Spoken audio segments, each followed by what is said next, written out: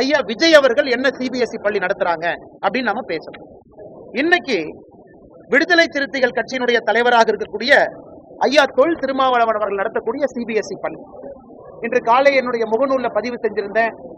அண்ணன் திருமாவளவன் அவர்கள் சிபிஎஸ்இ பள்ளி நடத்துறாங்க. Blue star school Velachery chairman யாருன்னா தொல் திருமாவளவன். அந்த பள்ளியினுடைய சேர்மனே அண்ணன் தொல் திருமாவளவன் அவர்கள். அந்த பள்ளியிலும் கட்டாய மொழியாக 3வது மொழியாக ஹிந்தி சொல்லிக் கொடுக்கிறாங்க.